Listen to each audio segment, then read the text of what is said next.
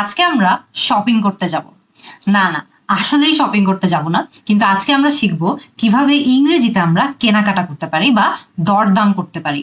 So চলুন আমরা শুরু করে দিই। হ্যাঁ, আমাদের প্রথম সিচুয়েশন কি হতে পারে? আপনি একটা দোকানে ঢুকছেন, মনে করেন আপনি ঢুকলেন কিন্তু আপনি সাথে সাথেই কিছু দেখছেন না, আপনি জাস্ট ঘুরে ঘুরে একটু নিজের মতো করে দেখতে চান, সাথে সাথেই কিছু খুঁজছেন না।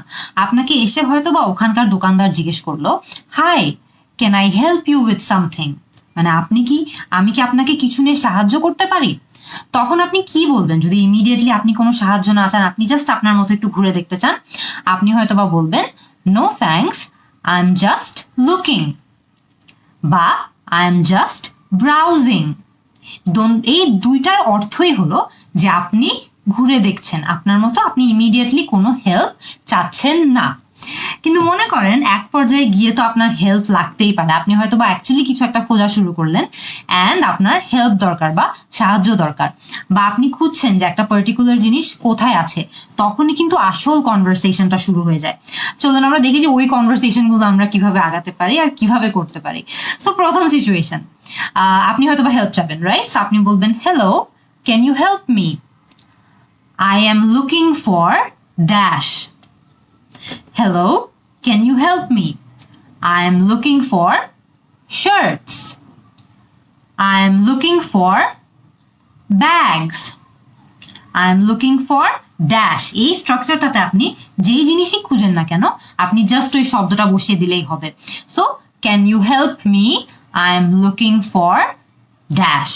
যে আমাকে কি সাহায্য করতে পারবেন? আমি XYZ এটা খুঁজছি।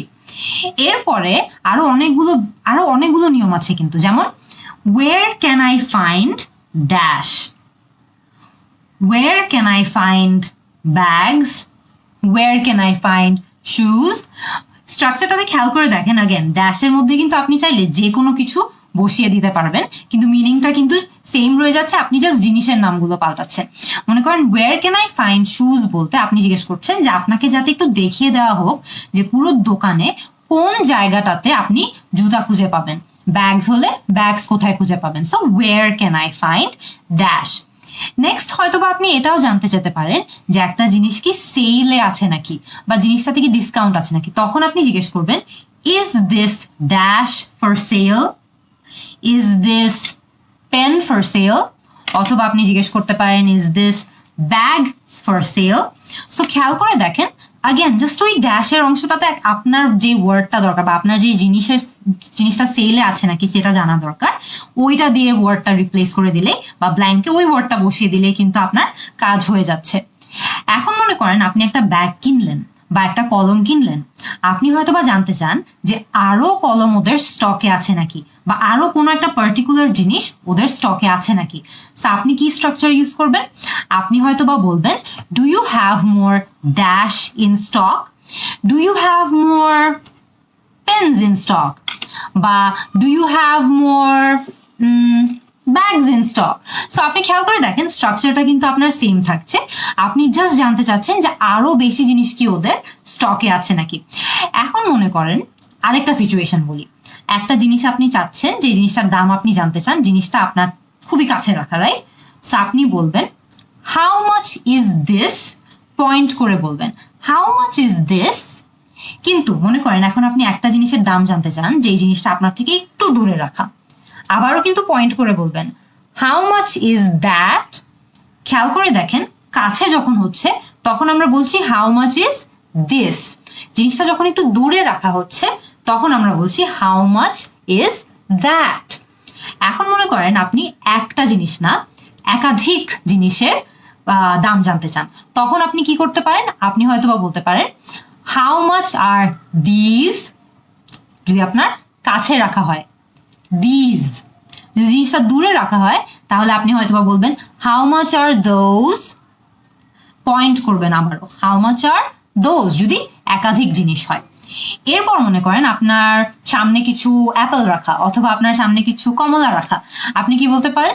How much are the apples, how much are the apples. অথবা যদি অরেঞ্জ হয়ে থাকে তাহলে আপনি বলতে পারেন, how much are the oranges. খেয়াল করে দেখেন স্ট্রাকচারটা কিন্তু same, how much are the dash. আপনি পার্টিকুলার একটা জিনিসের দাম জানতে চান। How much are the apples, ড্যাশের মধ্যে অ্যাপল বসিয়ে দিলেন। যেই জিনিসের দামটা জানতে চাচ্ছেন জাস্ট ড্যাশের মধ্যে আপনি আপনার ওয়ার্ডটা বসিয়ে দিন। এরপরে মনে করেন যে একটা কি দেখা যাবে, এই ডিওড্রেন্ট, হ্যাঁ, এই ডিওড্রেন্টের দাম আপনি কনফার্ম করতে চান। আপনি হয়তো বা জিজ্ঞেস করতে পারেন, ইজ দিস 500 টাকা, ইজ দিস ডিওড্রেন্ট 500 টাকা। সেখানে আপনার এই যে ডিওড্রেন্টের ব্ল্যাঙ্কটা আছে, ইজ দিস ড্যাশ 500 টাকা, এই ড্যাশটাতে আপনি যেই জিনিসেরই দাম জানতে চান না কেন বা কনফার্ম করতে চান না কেন, আপনি কিন্তু ড্যাশটার মধ্যে সেই জিনিসটা বসাতে পারবেন। আমি হয়তো বা জানতে চাই এই ব্যাগটার দাম 500 টাকা নাকি, ইজ দিস ব্যাগ 500 টাকা। আগেন ড্যাশের ভিতর যে কোনো কিছু দিয়ে আপনি রিপ্লেস করে দামটা কনফার্ম করতে পারেন।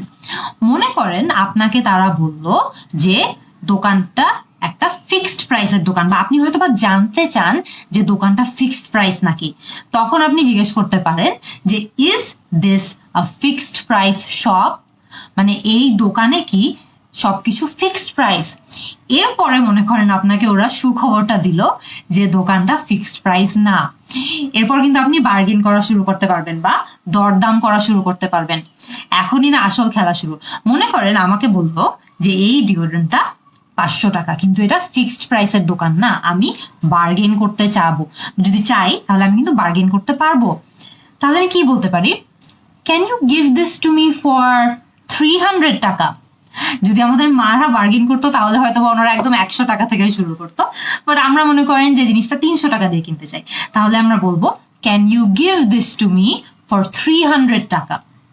সো আপনি জাস্ট প্রাইসের অংশটাতে প্রাইসটা পাল্টিয়ে ফেলবেন। হয়তো বা আপনি 200 টাকা দিয়ে নিতে চান, আপনি তখন বলবেন can you give this to me for 200 taka, can you give this to me for 150 taka বা 150 টাকা। মনে করেন ওরা আপনাকে প্রাইসটা পাল্টিয়ে দিল না, ওরা বললো 500 টাকা, মানে 500 টাকা, ওরা 500 টাকা 1 টাকা নিচেও ওরা রাখবে না। তখন আপনি হয়তো বলতে চান যে জিনিসটা বেশি দামি, তখন আপনি বলবেন this is too expensive, this is too expensive, মানে জিনিসটার বেশি দাম। এরপরে আপনি হয়তো বা জানতে চান ওদের থেকে যে এর থেকে কম দামে কি ওদের কাছে কিছু আছে নাকি। তখন আপনি ওদেরকে জিজ্ঞেস করবেন, do you have anything cheaper than this, do you have anything cheaper than this, মানে আপনার কাছে কি এর থেকে কম দামে আর কিছু হবে। আপনি চাইলে এটা অন্যভাবেও বলতে পারেন, do you have anything more affordable than this, অথবা do you have anything more reasonable than this. সবগুলোর মিনিংই কিন্তু সেম, যে আপনার কাছে কি এই জিনিসটার থেকে কম দামে আর কিছু হবে বা সিমিলার অন্য কিছু হবে। হয়তোবা আমি এখন জানতে চাই যে এই যে আমি পারফিউমটা নিয়ে এতক্ষণ কথা বললাম এটাতে কোনো ডিসকাউন্ট আছে নাকি। তখন আমি ওদেরকে জিজ্ঞেস করতে পারি, is there a discount on this. আমরা আগে কিন্তু সেলের কথা বলেছিলাম, সো এটা কিন্তু ওইটার মতোই একটু সিমিলার। আমি হয়তোবা জিজ্ঞেস করবো যে is there a discount on this. এখন আমি জানতে চাই যে যেই জিনিসটা আমি কিনছি, মনে করেন আমি একটা টিভি কিনছি, সেই জিনিসটা থেকে কোনো ওয়ারেন্টি আছে নাকি বা গ্যারান্টি আছে নাকি। তখন আমি ওদেরকে জিজ্ঞেস করবো, is there a warranty on this, is there a guarantee on this.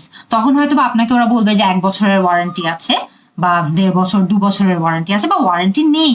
So আপনি কি জিজ্ঞেস করবেন, আপনি জিজ্ঞেস করবেন is there a warranty on this. এরপর মনে করেন আপনি জানতে চান যে তারা হোম ডেলিভারি দেয় নাকি। তাহলে হয়তো আপনি ওদেরকে জিজ্ঞেস করতে পারেন, do you have home delivery বা do you deliver at home, যে আপনারা কি বাসায় ডেলিভারি দেন নাকি। এরপরে আপনি হয়তো বা মনে করেন এমন একটা জিনিস কিনলেন যেটা আপনি কাউকে গিফট করছেন, তো আপনি চান যে ওরা দোকানে এটা র্যাপ করে দিক আপনাকে। আপনি তখন জিজ্ঞেস করতে পারেন, can you wrap this for me, যে আপনারা কি আমাকে এটা র্যাপ করে দিতে পারবেন। মনে করেন আপনি কিছু একটা কিনলেন এবং জিনিসটাকে ফেরত দিয়ে দিতে চান, তো আপনি বলবেন I want to return this, বা আমি এই জিনিসটা ফেরত দিয়ে দিতে চাই। ন্যাচারালি যখন আপনি কোনো জিনিস ফেরত দিয়ে দিতে চাবেন তখন হয়তো আপনাকে ওরা জিজ্ঞেস করবে কেন আপনি ফেরত দিতে চান। তখন অনেকগুলো কারণ হতে পারে, রাইট। মনে করেন জিনিসটা কাজ করে না, ইট ডাজন্ট ওয়ার্ক। হয়তোবা জিনিসটা ভাঙ্গা, তখন আপনি বলবেন ইটস ব্রোকেন। অনেক কমন একটা সিচুয়েশন হলো যে আমরা একটা শার্ট বা একটা কাপড় টাইপ, মানে কাপড় কিনি হয়তোবা, আর জিনিসটা আমাদেরকে ফিট করে না, তখন আমরা হয়তোবা বলতে পারি it doesn't fit, I want to change it for a different size. So জিনিসটা আমাকে ফিট করে না, আমি অন্য কোনো সাইজ দিয়ে এটাকে এক্সচেঞ্জ করে ফেলতে চাই। এখন আপনি মনে করেন যে আপনি জিনিসটার বদলে অন্য কোনো একটা ডিফারেন্ট জিনিস নেবেন, সাইজও না। মনে করেন আপনি একটা কলম কিনেছিলেন, আপনি ওটাকে এক্সচেঞ্জ করে এখন একটা ক্লিপ কিনতে চান। সো আপনি মানে এরকম যখন একটা জিনিস আরেকটা জিনিস দিয়ে এক্সচেঞ্জ করতে চান, আপনি এটা কনফার্ম কিভাবে করবেন যেটা করা যায় নাকি? তখন আপনি জিজ্ঞেস করতে পারেন, can I exchange this with something else, যে আমি অন্য কিছুর সাথে এটাকে এক্সচেঞ্জ করে ফেলতে পারবো নাকি। মনে করেন আপনি একটা পার্টিকুলার রঙের জিনিস কিনলেন, আপনি এখন জানতে চান যে এটা অন্য রঙে কেনা এক্সচেঞ্জ করা পসিবল নাকি অন্য রঙের কিছুর সাথে। সো আপনি হয়তো বা বলতে পারেন, do you have this in another colour. একটা গোলাপি রঙের শার্ট কিনলেন, আপনি সেম শার্টটা হয়তোবা ব্লু কালারে চান। সো আপনি হয়তো জিজ্ঞেস করতে পারেন, do you have this in blue colour, বা do you have this in another colour. এরপরে মনে করেন আপনি ওই আগের প্রশ্নটাতে যেরকম আমরা দেখেছিলাম যে সাইজ রিলেটেড প্রবলেম হতে পারে, আপনি সিম্পলি জিজ্ঞেস করতে পারেন, do you have this in another size. So কালারটাকে জাস্ট সাইজ দিয়ে রিপ্লেস করে ফেললেই কিন্তু আপনার হয়ে যাচ্ছে সেন্টেন্স যে do you have this in another size. এখন মনে করেন আপনার শপিং মোটামুটি শেষ, আপনি এখন লাইনে গিয়ে দাঁড়াবেন। সো অনেক সময় হয় না যে দোকানপাটে আমরা যখন লাইন দেখি তখন একজন একটা পার্টিকুলার মানুষ থাকে যে আসলে লাইনে দাঁড়িয়ে আছে নাকি লাইনের বাইরে দাঁড়িয়ে আছে কোথাও আপনি বুঝতে পারছেন না। সো আপনি তাদেরকে অনেক পোলাইটলি অনেক সুন্দর করে জিজ্ঞেস করতে পারেন, are you in the queue, বা are you in this line. আপনি জানতে চাচ্ছেন যে তারা কি ওই লাইনের পার্ট নাকি। খেয়াল করে দেখুন, কিউ আর লাইন এই দুটো শব্দই কিন্তু সেম জিনিস মিন করে, কিউ অথবা লাইন। সো এরপরে আপনি লাইনে দাঁড়িয়ে গেলেন, রাইট? কিন্তু মনে করেন যে আপনি লাইনে দাঁড়ানোর সময় যখন গেলেন তখন দেখলেন যে অনেকগুলো লাইন, আপনি বুঝতে পারছেন না যে পেমেন্ট বা বিল দেওয়ার লাইনটা কোনটা। সো তখন আপনি কনফার্ম হওয়ার জন্য হয়তো বা জিজ্ঞেস করতে পারেন, is this the queue for payment, is this the line for payment, মানে এই লাইনটা কি পেমেন্টের লাইন নাকি এই লাইনটা অন্য কিছুর লাইন, সেটা তো আপনার কনফার্ম করতে হবে, রাইট? সো সেটা আপনি এটা জিজ্ঞেস করে কনফার্ম করতে পারবেন। এরপরে মনে করেন যে আপনি একদম লাইনের শেষে পৌঁছে গেছেন, আপনি হয়তো বা জানতে চান যে তারা কার্ডে পেমেন্ট নেয় নাকি। তখন আপনি জিজ্ঞেস করতে পারেন, do you accept cards, do you accept cards. হয়তো বা আপনি ক্যাশে পে করতে চান, তখন আপনি ওদেরকে বলবেন, I will pay by cash.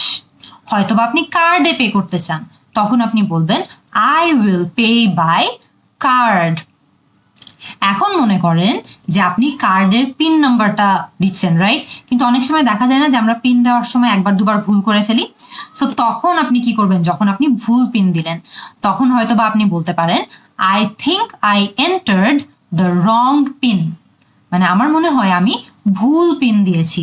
তখন আপনি আরো কি বলতে পারেন, লেট মি ট্রাই আগেন, আমি আরেকবার চেষ্টা করে দেখি। এরপরে মনে করেন আপনার পেমেন্ট শেষ, রাইট? এখন আপনি ওদের থেকে একটা রিসিট চান। কি জিজ্ঞেস করতে পারেন, আপনারা বলতে পারেন, can I get a receipt for this, অথবা could I get a receipt for this. দুটোই কিন্তু সেম। So receipt. এরপরে মনে করেন আপনাকে তারা রিসিটও দিয়ে দিল, আর সবকিছু মোটামুটি কেনাকাটা শেষ, সবকিছু শেষ। আপনি জাস্ট লাস্ট একবার ওদের সাথে কনফার্ম করতে চান যে সব কি ঠিকঠাক আছে নাকি। তখন আপনি বলতে পারেন, আর we done, R we done, অথবা is that it, is that it. Are we done বলতে আপনি জাস্ট লাস্ট একবার কনফার্ম করতে চাচ্ছেন যে ভাই আমাদের কি যা লেনদেন যা কিছু করার শেষ হয়ে গিয়েছে, আমি তাহলে প্যাকেটগুলো নিয়ে এখন চলে যেতে পারি। এই হয়ে গেল আপনার পুরা শপিং মলের জার্নি, রাইট? এরকম অনেকগুলো সিচুয়েশনে কিন্তু আমাদের অনেক ধরনের ইংলিশ ব্যবহার করা লাগতে পারে, রাইট? সো আপনারা আমাকে কমেন্ট সেকশনে প্লিজ এখনই জানাবেন যে আপনাদের এরকম আর কি কি সিচুয়েশনে ইংলিশ ব্যবহার করতে লাগে, আর আমি সেই সিচুয়েশনগুলো নিয়েও ক্লাস নেওয়ার চেষ্টা করব। See you in the next class.